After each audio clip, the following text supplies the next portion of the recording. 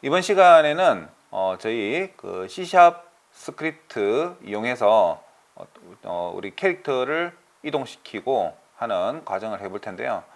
앞서 원래 책에는 저희가 C# 과정이 있지만 제가 수업을 이렇게 하면서 C# 문법을 전반적으로 이렇게 설명을 해 드릴 거기 때문에 같이 소개를 하도록 하겠습니다. 자, 그래서 이번 시간에는 이 스크립트를 이용해서 이동하고 해제하는 과정 살펴보겠습니다. 자, 먼저 컴포넌트에 대한 개념을 또 배우셔야 되는데요.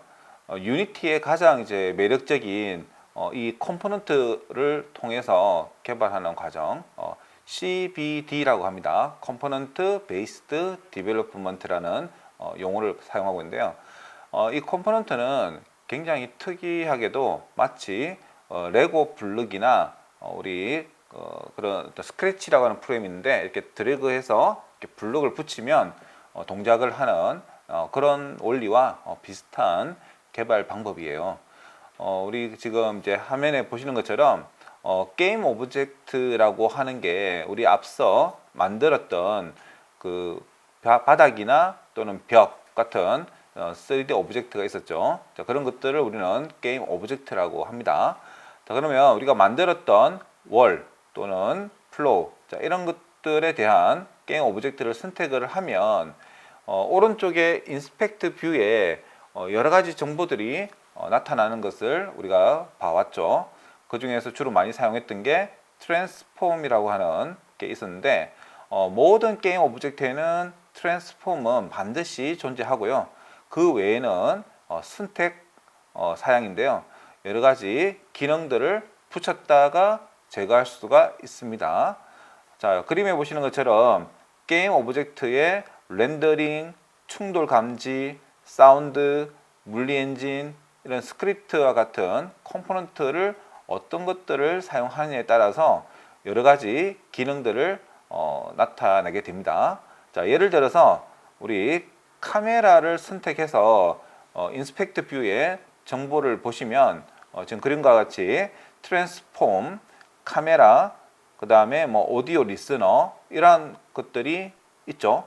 자, 조명을 선택해 보면 또 달라져요.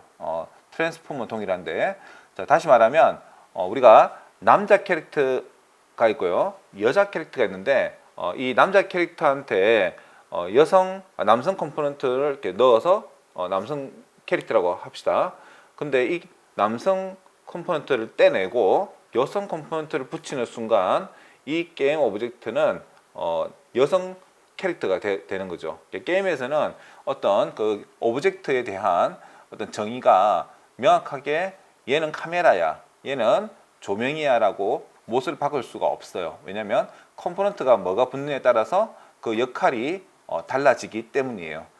예를 뭐 좀 더 비유를 하자면 우리가 무대에서 주인공이 있었는데 이 주인공한테 너는 지금부터 나무 역할을 해 라고 하면 거기에 컴포넌트가 나뭇잎, 그 다음에 뭐 뿌리, 그 다음에 나무 잎, 자, 이런 식으로 해서 컴포넌트를 붙여주면 얘는 그냥 나무가 되는 거예요. 좀 전까지만 해도 주인공이었지만, 자, 그런 극단적인 설명까지도 가능한 게 바로 이 컴포넌트 개념입니다.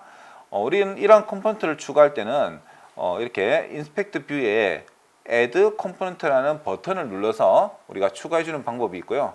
그 외에는 우리가 방금 이제 드래그를 많이 했었죠.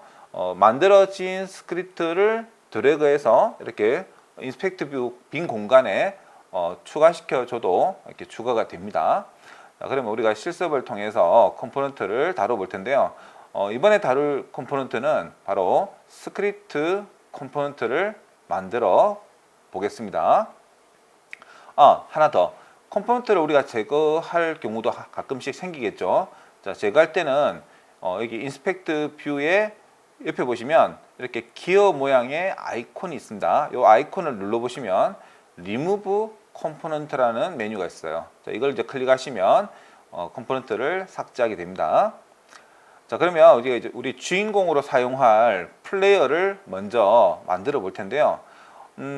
우리가 이제 캐릭터를 아직 쓰지는 않을 거예요. 왜냐하면 우리 주인공이 굳이 일반적으로 우리가 그 스마트폰에서 하던 게임처럼 주인공이 존재할 필요가 없어요. 왜냐하면 가상현실 VR에서는 여러분들이 곧 주인공이 됩니다. 즉 체험자가 주인공이 되어서 게임을 이끌어가게 되는 거죠. 자, 그래서 주인공은 필요가 없지만은 주인공 역할을 할 뭔가가 필요하겠죠. 그래서 보이지는 않지만 어떤 투명한 우리 오브젝트를 하나 만들어야 되는데 이것을 우리는 빈 게임 오브젝트 또는 그냥 게임 오브젝트라고 합니다. 자, 그래서 이 오브젝트를 만들 텐데요. 하이라키 뷰에다가 빈 공간에다가 마우스 우측 버튼을 누른 다음에 Create Empty라고 하는 메뉴를 선택하시면 새로운 게임 오브젝트가 나타납니다. 자, 그러면 한번 실습을 해보겠습니다. 자, 하이라키 뷰에 빈 공간에서 우측 버튼 누르시고 그 다음에 Create Empty를 눌러 주시고 자, 그러면 이렇게 게임 오브젝트 하나 나타났죠. 그랬더니 신뷰에는 아무것도 나타나지 않고 이렇게 XYZ라고 하는 좌표만 나타납니다. 자, 이 좌표를 우리는 항상 뭘 해야 된다죠? 자, 선택하신 다음에 트랜스폼이 반드시 포지션이 0,0인지 확인을 해야 된다라고 했죠. 자, 고쳐줍니다. 0,0,0 해서 이렇게 가운데로 오게끔 하고 자, 그 다음에 이제 이 게임 오브젝트 이름을 조금 바꿔줄게요. 자, F2 키를 눌러서 이름을 우리는 플레이어라고 이름을 바꿔주겠습니다. 이렇게 하면 이게 바로 주인공이 되는 거죠. 자, 이렇게 해서 우리는 이제 눈에는 보이지 않지만은 그 주인공을 만들었습니다. 이 플레이어가 사실 주인공은 아니고요. 요 플레이어라고 하는 게임 오브젝트는 일종의 여러 가지 것들을 담을 수 있게 할 거예요. 즉 다시 말하면 우리가 우리 캐릭터가 보통 이제 총을 들고 만약에 이동을 한다고 합시다. 그랬을 때 주인공 캐릭터만 이동시키면 안 되죠. 총도 같이 이동을 시켜야 되는데 우리가 보통 이렇게 그 오브젝트로 우리가 자식과 부모 개념으로 만들면 부모가 움직일 때 이런 자식들도 같이 따라서 움직이게 됩니다. 다시 말하면 마치 이렇게 그룹으로 만들어주는 방법 중에 하나가 이렇게 빈 게임 오브젝트를 만들어서 그 안에다가 자식처럼 넣어서 우리가 사용하게 될 텐데요. 그런 그룹 역할을 해주게 될 겁니다. 네, 자세한 건 뒤에 한 번 더 설명드릴게요.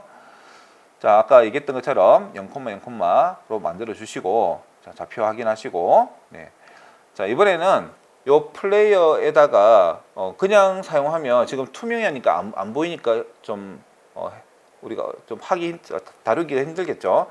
그래서 임시로 우리를 대신할 어떤 몸을 간단하게 표현할 오브젝트를 하나 추가를 할 텐데요.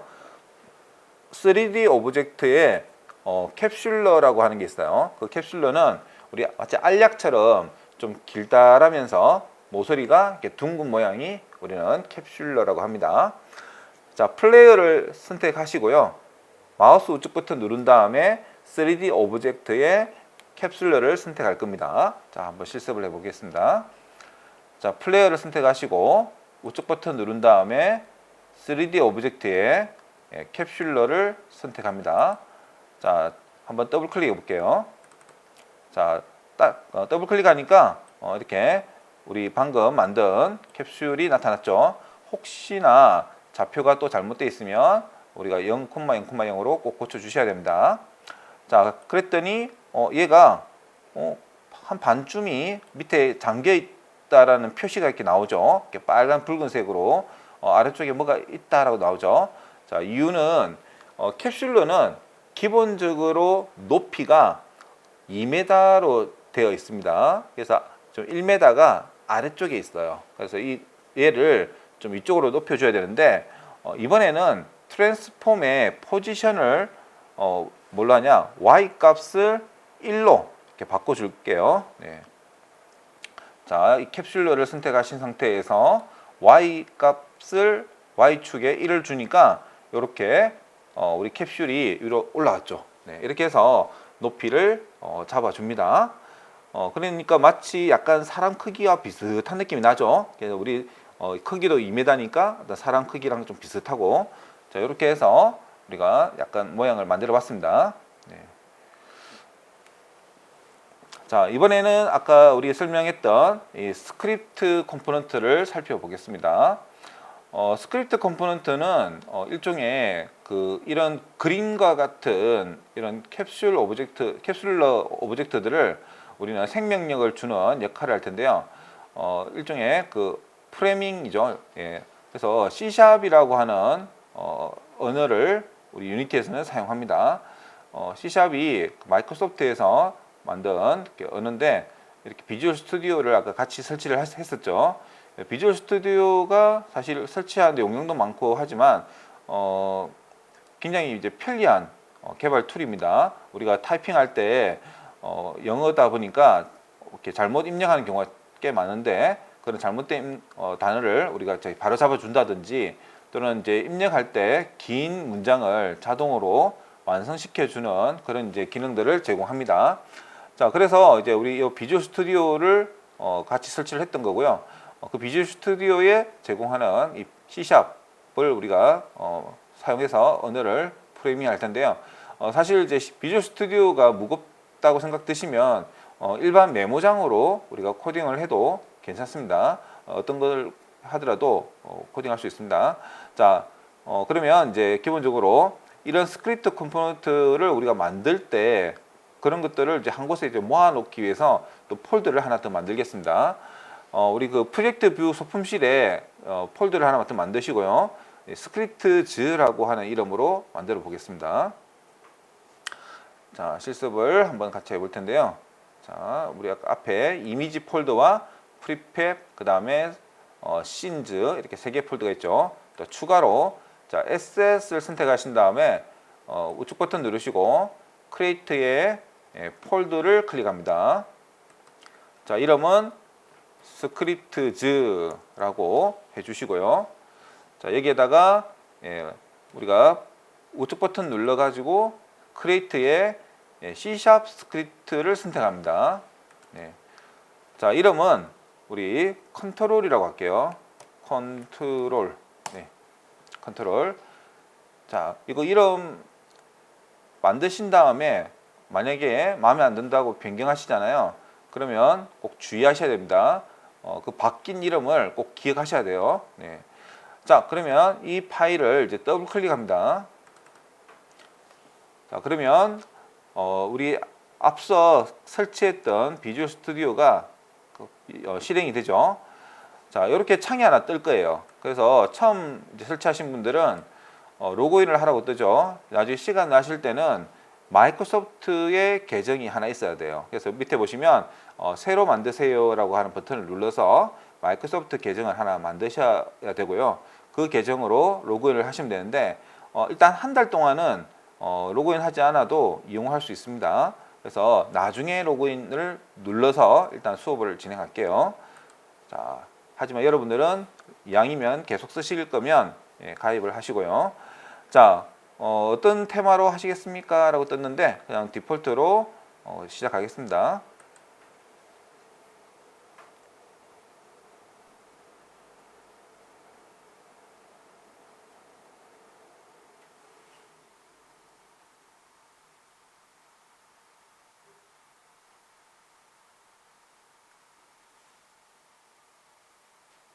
자, 뭐 실행되는데 처음에는 조금 시간 걸릴 수 있습니다. 나중에 이제 또 이렇게 작업하다가 창을 닫지 말고 그대로 계속 열어둔 채로 이용하시면 됩니다.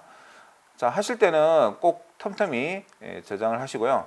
자, 창을 한번 정리 좀 하겠습니다. 자, 우측은 지금은 크게 쓸 일이 없으니까 이렇게 모서리를 잡고 드래그 하시면 이렇게 창을 넓힐 수가 있고요.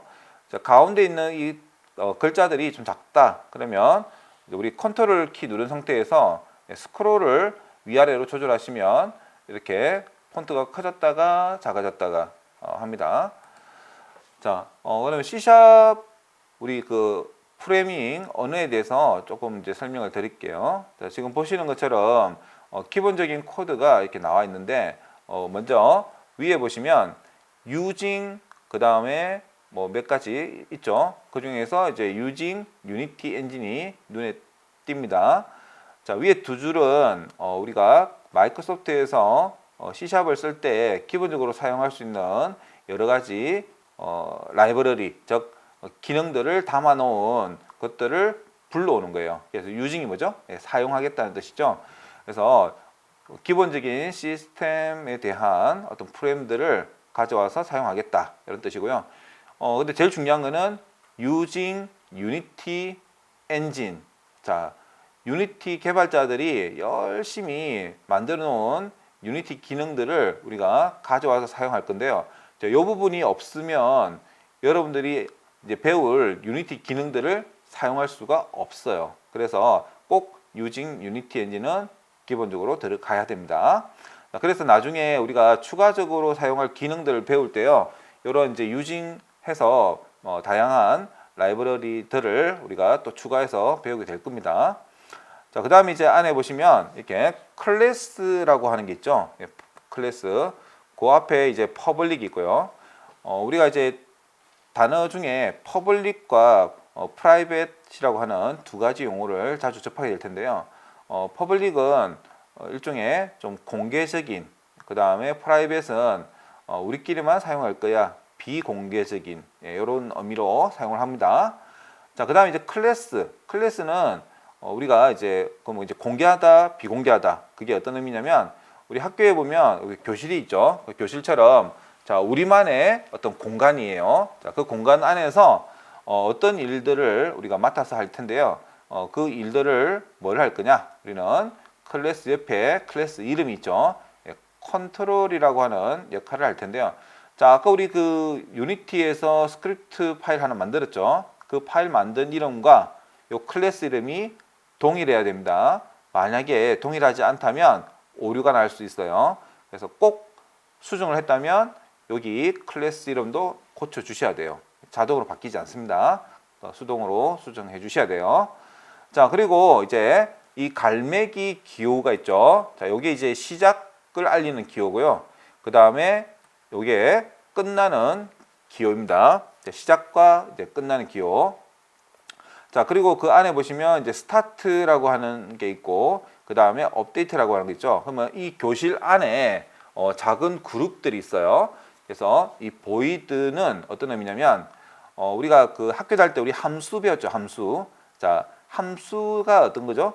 우리 그 이렇게 위에 이제 그 깔때기 같은 모양이 돼 있고, 거기에 x 값 들어가면 안에 네모난 상자 안에는 어떠한 일들이 일어나는데 밑에 깔때기로 뭐가 나오죠? 자, y라고 하는 값이 나오는데 안에서 어떤 일이 일어나는지 잘 모르겠지만 x를 넣었더니 y라는 값이 나오더라. 이런 이제 우리 학교 다닐 때 배운 기억나시나요? 이런 것들이 우리 함수라고 하는데, 여기 보시면 이렇게 갈로가 있는 이러한 것들을 우리는 함수라고 합니다. 이거는 이제 스타트 함수, 얘는 이제 업데이트 함수. 자, 이 보이드는 함수, 우리 아까 함수할 때 x 들어가면 y가 나왔잖아요, 그죠? 근데 함수 중에는 이렇게 y가 없는, 그러니까 출력이 없는 입력만 있는 함수들이 있어요. 그런 함수를 우리는 void라고 하는 단어를 붙입니다. 자, 그래서 스타트 하니까 딱 생각나는 게 뭐죠? 시작 함수, 그죠? 우리가 시작할 때 딱 한 번 실행이 돼요. 그래서 우리가 게임 시작할 때 한 번만 딱 실행하고 싶다 이럴 때는 여기에다가 넣어주시면 되고요, 프레임을. 그 다음에 이제 우리가 이제 프레임 여기 용어 보시면 per 프레임 돼 있죠. 이게 뭐냐면 우리가 게임이 그 장면이 보통 이제 초당 뭐 100프레임, 60프레임, 70프레임 이렇게 얘기합니다. 이런 말들이 어떤 의미냐면 초당 우리가 그림을 몇 번 보여주냐 이런 뜻인데, 여러분들 한번 학교 다닐 때 그 공부 좀 잘했던 학생들 보면 재미난 거 많이 하죠. 교과서에다가 그림을 쭉 그립니다. 그렇게 해서 이제 빠르게 넘기면 그 정지된 이미지가 움직이는 이미지처럼 보이죠. 자, 그러한 원리가 우리 그 텔레비전이나 뭐 모니터 이런 거에도 영상 쪽에 다 적용이 돼 있어요. 자, 그런 개념처럼 우리 스마트폰이나 PC 화면에도 그런 이제 그 초당 보여주는 화면이 정해져 있어요. 그래서 화면이 보여질 때마다를 우리는 프레임이라고요. 그 보여질 때마다 실행되는 함수예요. 예, 그래서 우리는 업데이트 함수가 뭐다? 예, 초당 많이 반복해서 실행되겠다라고 생각할 수 있겠죠.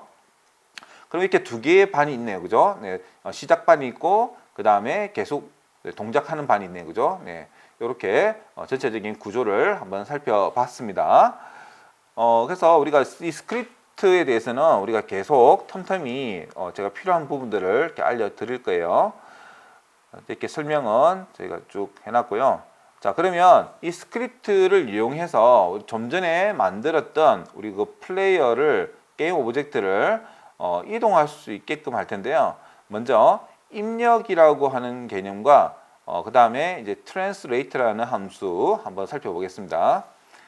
자, 먼저 한번 코딩을 조금 해보면서 설명을 드릴게요. 자, 아까 다시 스크립트로 옵니다. 자, 와서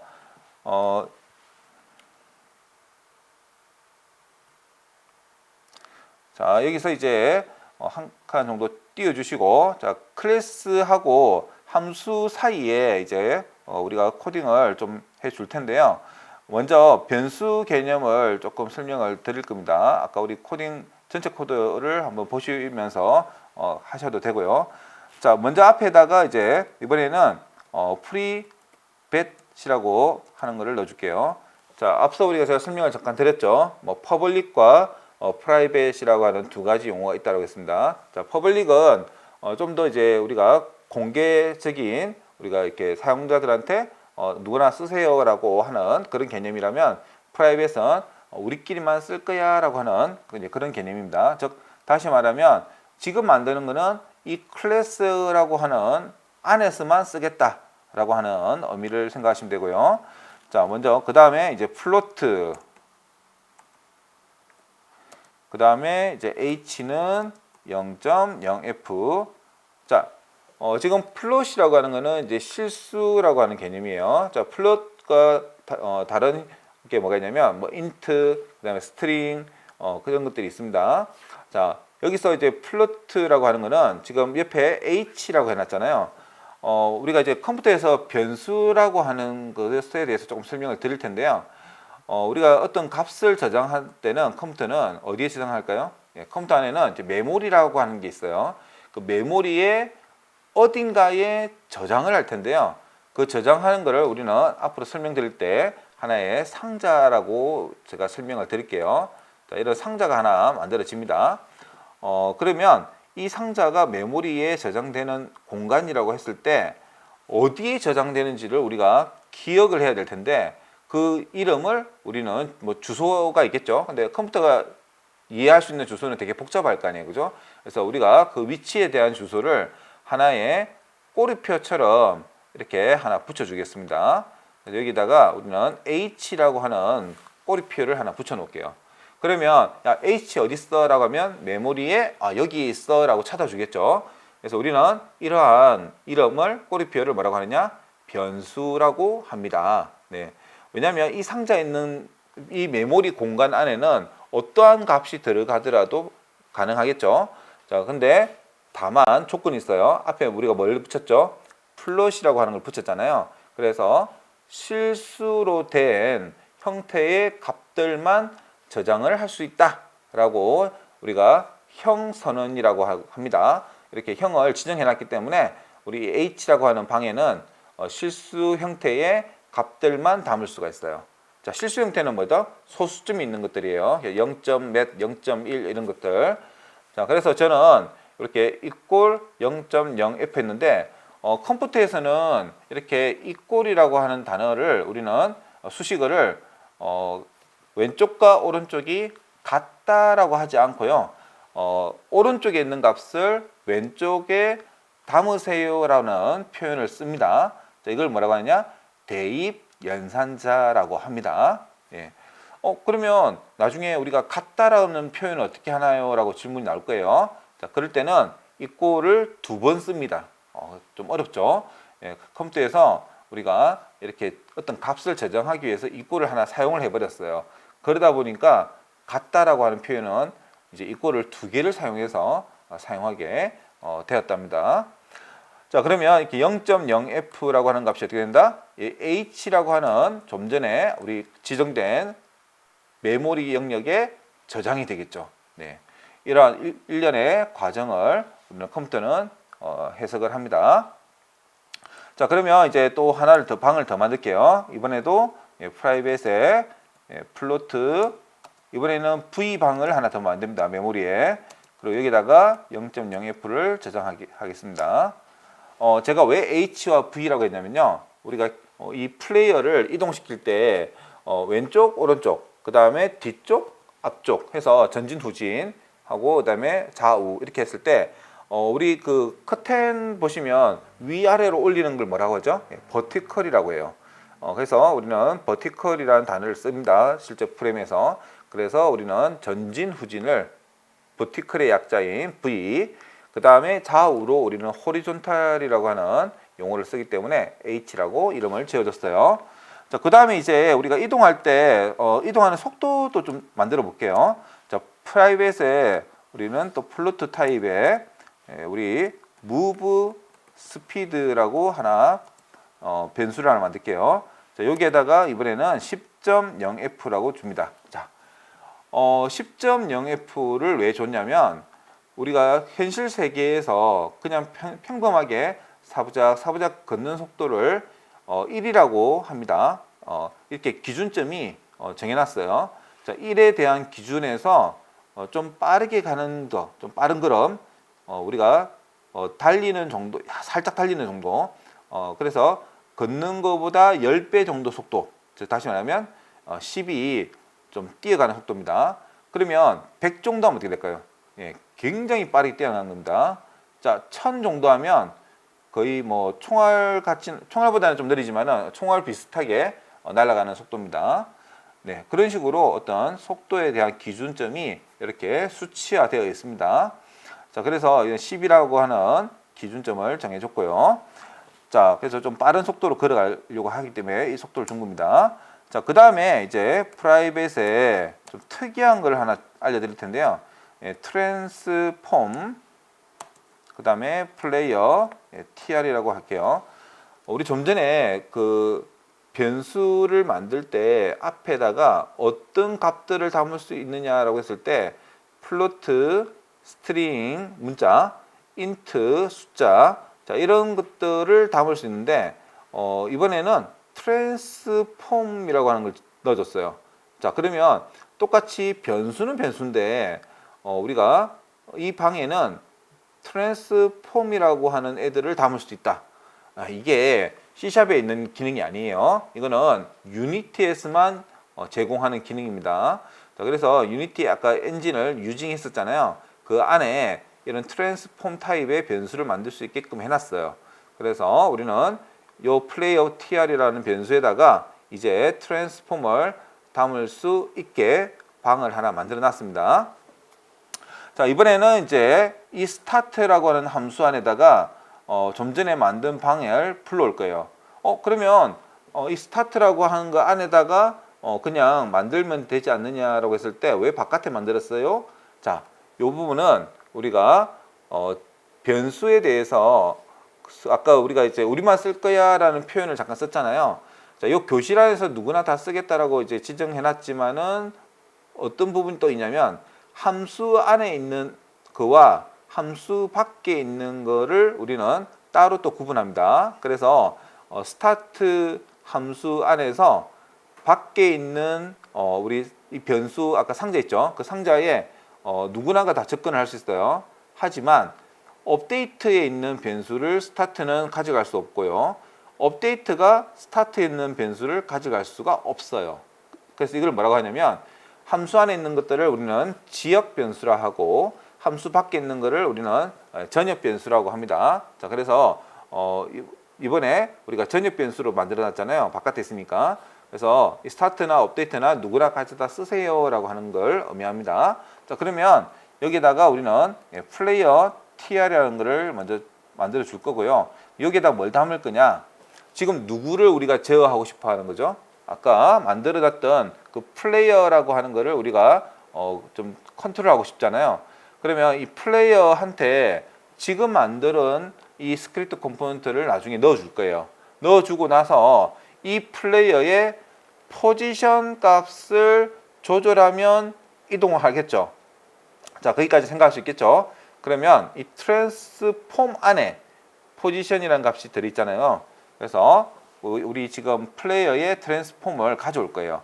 네, 플레이 tr이라는 이제 방을 이제 만드는데 여기에 이제 우리가 어떤 트랜스폼이라는 값을 이제 가져오기 위해서는 우리가 get이라고 하는 이름으로 된 함수를 갖고 올 텐데요. 자, get 메소드라고 합니다. 자, get 컴포넌트 해서 우리가 컴포넌트를 가져온다. 예, 그런 의미입니다. 그래서 여기에 갈로를 넣어주시고 그다음 이 안에다가 어떤 컴포넌트를 갖고 올 거냐? 예, 트랜스폼이라고 하는 거를 가져오겠다.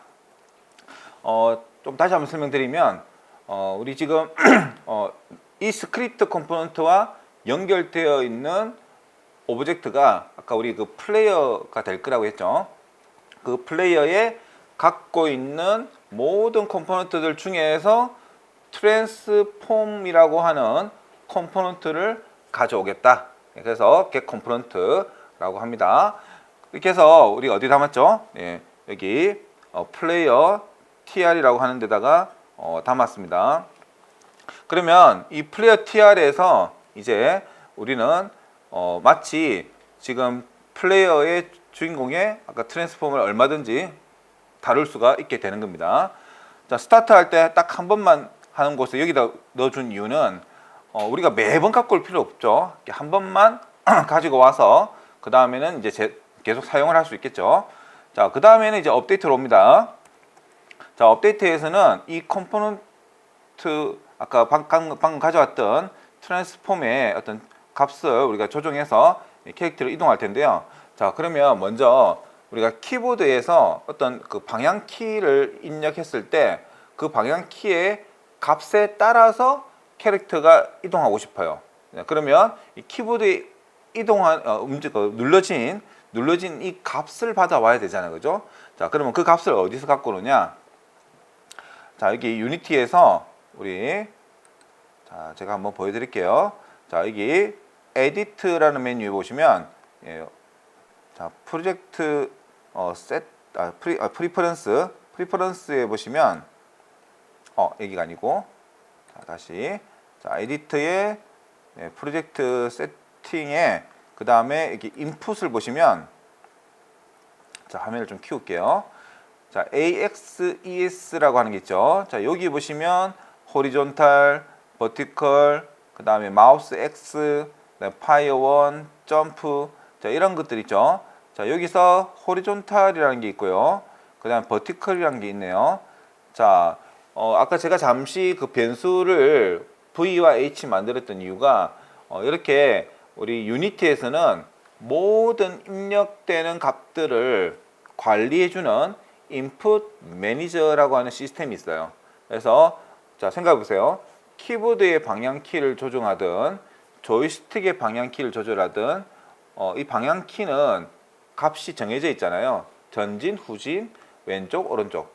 자, 그러면 이렇게 표준화된 값을 하나로 통일시켜 주는 역할을 하는 게 바로 요 인풋 매니저의 역할입니다. 자, 그리고 우리는 그렇게 쌓여 있는 값을 가져다가 쓰면 되겠죠. 그때 여기 호리존탈에 있는 name을 가지고 우리가 사용을 할 겁니다. 자, 다시 스크립트로 와서 자, 그러면 저기 들어있는 값을 우리는 아까 input이라고 하는 매니저에 들어있다고 했죠. 그래서 input이라고 하는 거를 입력하고 여기다가 우리는 점을 찍어 보면 이렇게 여러 가지들을 입력할 수 있게끔 창이 뜰 거예요. 우리 앞서 컴포넌트 명령을 넣을 때도 이렇게 떴었는데 자, 이렇게 점 찍는 개념을 좀 설명드릴게요. 자, 우리는 객체 지향이라고 하는 개념을 조금 배워야 되는데 우리 지금 클래스라고 하는 거 지금 안에서 우리가 코딩하고 있잖아요. 그래서 어떤 이런 이제 지금 컨트롤이라고 하는 이 클래스 안에 우리 아까 변수도 있고요. 네, 스타트나 업데이트 같은 함수도 있잖아요. 그죠? 그러면 누군가가 이 컨트롤이라는 이름에 점을 콕 찍으면 방금 우리가 만들었던 H, V, move speed, 그다음에 player TR 이런 이제 변수도 나타날 거고요. 그 외에 스타트 함수나 업데이트 함수도 나타날 거예요. 자, 그럼 이런 것들을 우리는 가져다가 쓰거나 또는 수정할 수도 있겠죠. 자, 그런 것들이 바로 우리는 객체 지향 언어를 하는데 즉 설계도대로 만들어 놓은 기능들을 우리가 가져와서 사용하는 그런 기능이라고 보면 되겠습니다. 자, 그러면 인풋이라고 하는 거는 누군가가 또 만들어 놓은 클래스겠죠. 유니티 엔진 안에 들어있지만 이제 유명한 개발자분들이 만들어 놓은 코딩이 있어요. 자, 근데 여러분들이 그 코딩 내용을 알 필요는 없어요.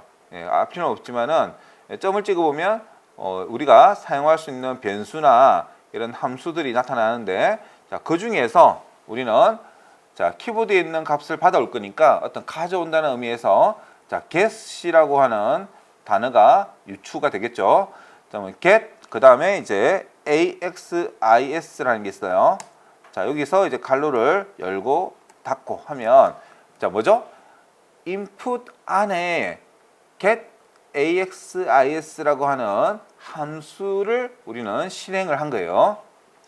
실행할 때 요 안에다가 우리는 어떤 값을 보낼 수 있는데 요 인자 값이라고 합니다. 인자 값. 자, 인자 값은 아까 우리 horizontal이라는 단어가 있었죠. 자, horizontal 하면 그 인풋 안에 있는 값들 중에 horizontal이라는 이름을 가진 데이터를 가지고 올 거예요. 네. 자, 이 값을 어디에 담느냐? 우리는 h라고 하는 변수에 담습니다. 자, 정리하자면 자, 우리 시작할 때 아까 h라는 방을 하나 만들었어요. 그죠? 네, 이렇게 방을 하나 만들었고, 자, 요 방에 우리 꼬리표를 하나 붙였죠. 이름 뭐라고 했죠? h. 자, 그 다음에 이제 input이라고 하는 어떤 입력이 들어오는 어떤 매니저가 있어요. 자, 여기서 우리는 horizontal 했으니까 이렇게 좌우로 움직이는 값을 가지고 와서 h라는 변수를 찾아서 요 방 안에다가 값을 넣어요. 지금은 0.0인데 이제 어떤 값이 바뀌면 여기 값을 바꿔주겠죠.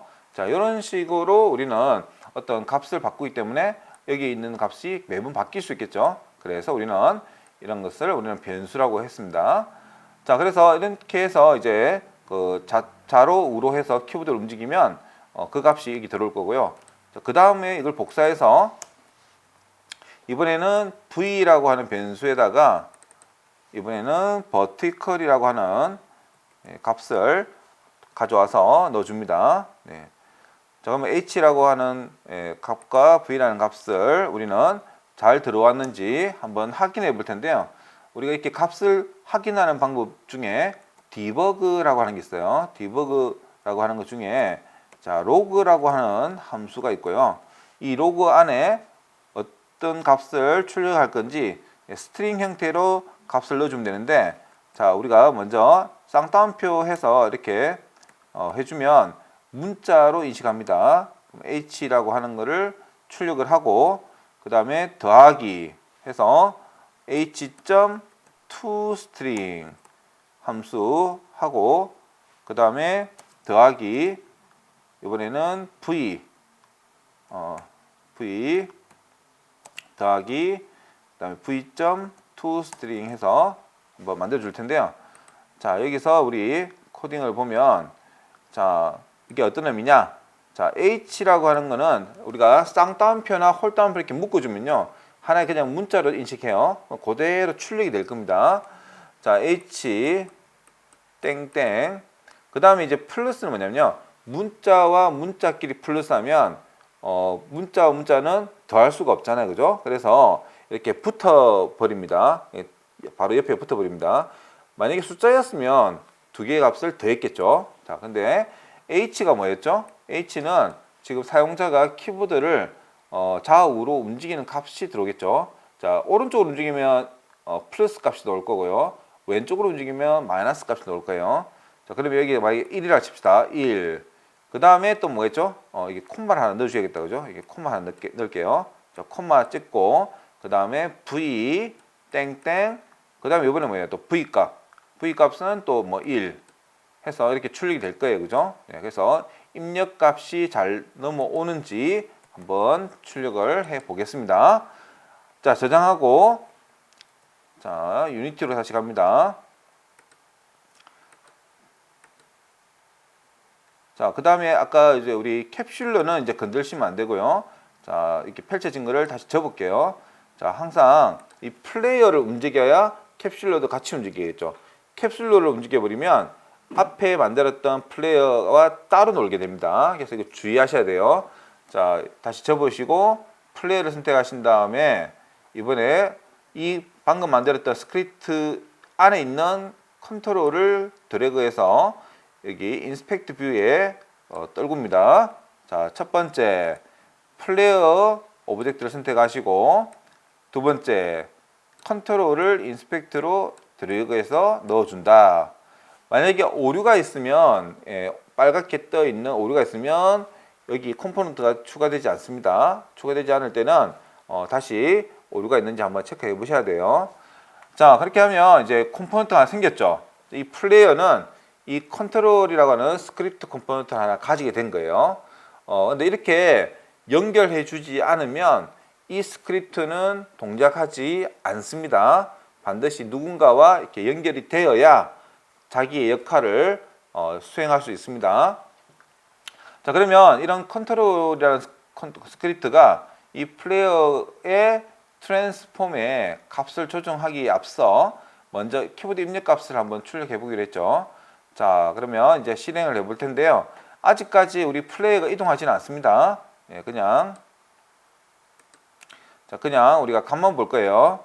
자, 밑에 보시면 뭔가 나타났죠.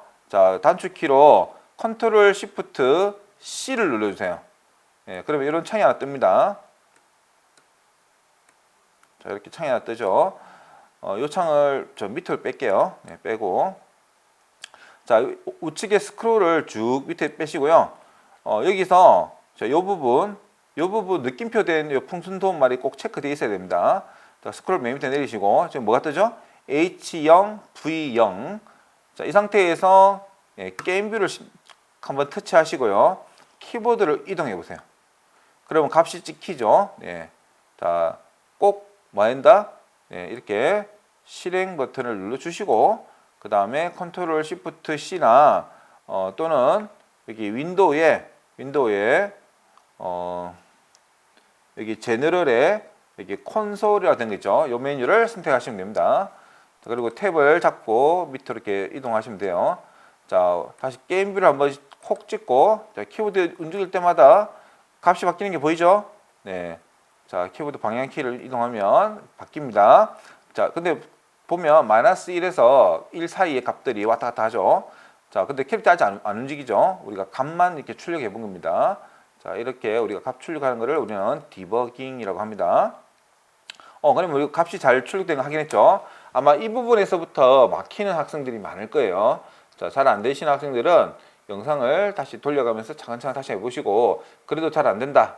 그러면 꼭 클래스에 질문을 해주시면 되겠어요. 자, 이번에는 이렇게 만들어진 값을 가지고 이제 우리는 그 캐릭터를 이동할 텐데요. 자, 지금 플레이어 TR이라고 한 게 뭐였죠? 아까 우리 게임 오브젝트, 플레이 게임 오브젝트의 트랜스폼이었죠. 이 트랜스폼의 값을 우리가 바로 뭐 포지션을 얼마 해서 고칠 수 있지만은 우리가 translate라는 함수를 써서 움직일 때 전진과 그 다음에 우측으로 측면으로 움직이는 것을 동시에 진행할 수도 있잖아요, 그죠? 그런 값을 복합적으로 잘 이동할 수 있게끔 하기 위해서 우리는 translate라는 함수를 사용할 겁니다. 자, 이거면 이 함수 안에는 총 이제 몇 가지 값이 들어가야 되는데요. 먼저 좌표값이 들어가야 되는데 일단 new라고 해서 우리는 vect3라고 하는 것을 지정해 주고요. 그 다음에 여기다가 h, 0, v라고 한번 넣어 줄게요. 자, 이건 어떤 의미냐면 자, 우리가 x, y, z라고 하는 세 개의 값을 항상 다뤄야 됩니다. 이 3D에서는.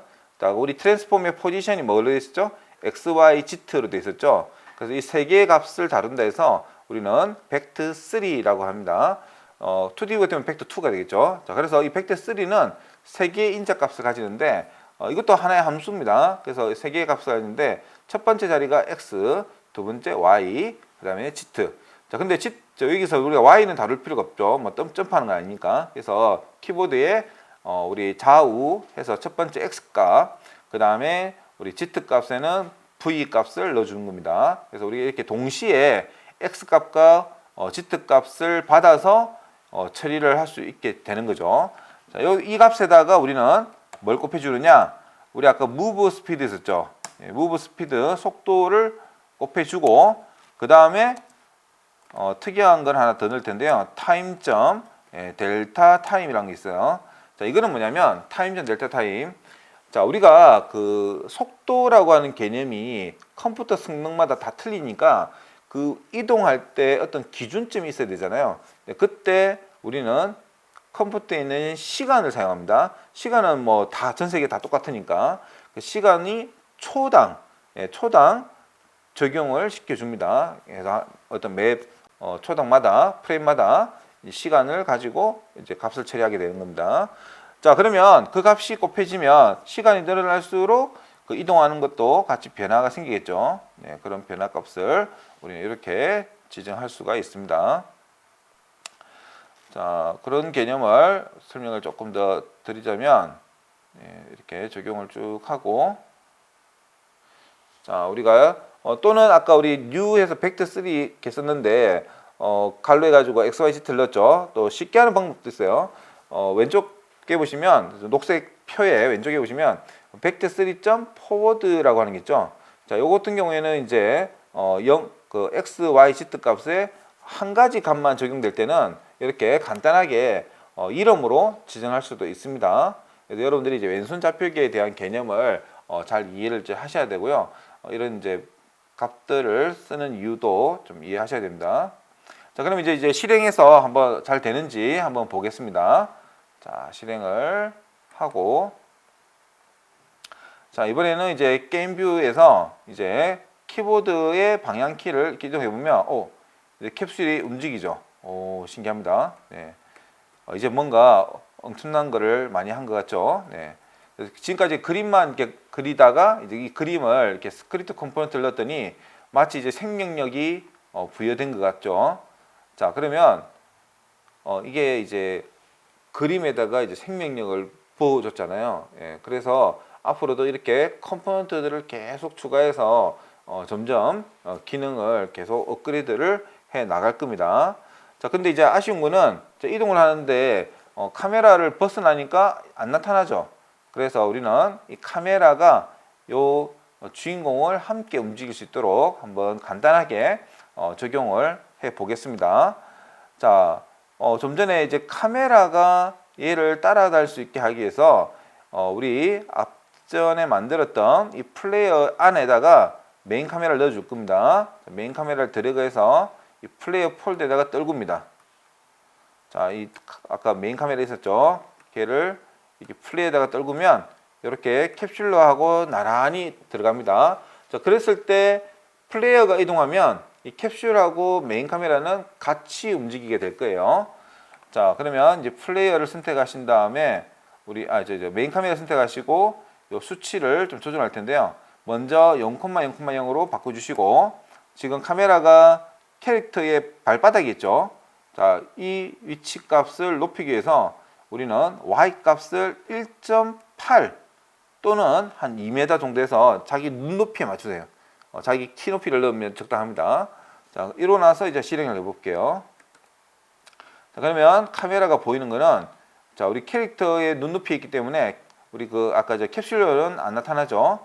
자, 그래서 이동하면 이렇게 나와 같이 이동하기 때문에 이제 여기 다 볼 수 있습니다. 자, 그러면 이제 뭔가 좀 회전도 하고 싶은 생각이 들겠죠. 네, 이어서 이제 이렇게 이동하다가 회전하는 할 수 있도록 기능을 한번 추가해 보겠습니다. 자, 항상 작업할 때는 우리가 이 플레이 버튼을 멈춰야 됩니다. 안 그러면 지금까지 작업했던 게 다 사라질 수 있으니까. 자, 우리 텀텀이 저장도 한 번씩 하고. 자, 그러면 이제 회전하는 기능 한번 만들어 보겠습니다. 자, 카메라 추적까지 이렇게 해봤고요. 자, 회전하는 기능.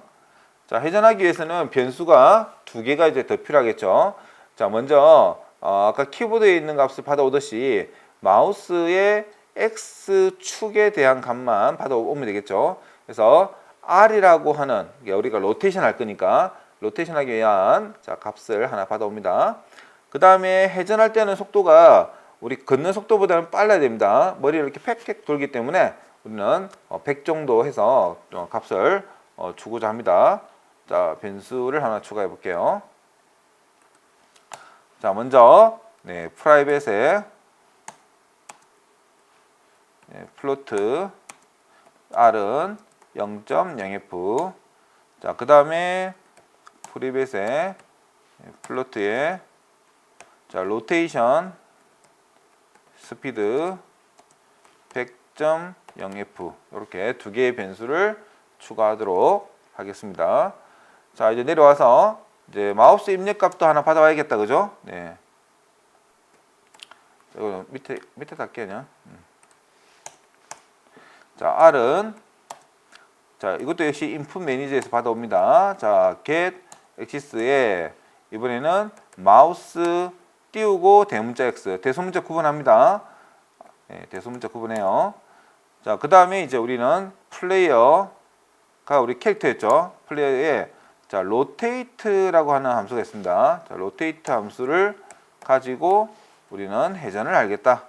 자, 그러면 회전할 때는 이렇게 중심축이 있어야 되죠, 그죠? 그래서 이때 자, new에 vect 3에 자, 0,1,0 하면 자, 이 값은 y 값이 됩니다. 자, y 값에 축을 주고 거기에다가 로테이션 스피드를 곱해주고요. 그 다음에 시간 표준 값이 있어야죠. 예, 표준 델타 패스, 예, 델타 타임. 자, 이렇게 해서 이제 값을 곱하고 마지막에 아까 키보드에서 마우스에서 받아온 값 있죠, R. 자, R 값을 이제 곱해 줍니다. 예, 이렇게. 자, 항상 우리가 이제 이 가로가 시작되면 닫는 가로도 있어야 됩니다. 예, 우리 그래서 항상 이런 짝을 잘 맞춰 주셔야 돼요. 지금은 이거는 한 개죠. 네. 자, 한 개 맞춰 주고. 자, 그러면 한번 실행을 해 봅시다. 어떤 차이가 있는지. 자, 실행을 하면 좀 전에는 아까 이동만 하던 거를 자, 키보드를 이동합니다. 이동하죠. 이때 이제 마우스를 회전하면 이제 회전돼요. 자, 그러면 이 공간을 마음껏 이렇게 회전하면서 이동할 수 있습니다. 자, 마우스를 이동하면서 네, 이동을 해요. 자, 단점은 뭐죠? 벽을 뚫고 나갈 수가 있다는 거. 네, 이런 단점이 있죠. 네. 자, 그래서 이제 우리가 만든 바닥과 벽 안에 캐릭터를 만들어서 이렇게 마음껏 돌아다닐 수 있으니까 좀 더 이제 재미가 이제 생겼죠. 네.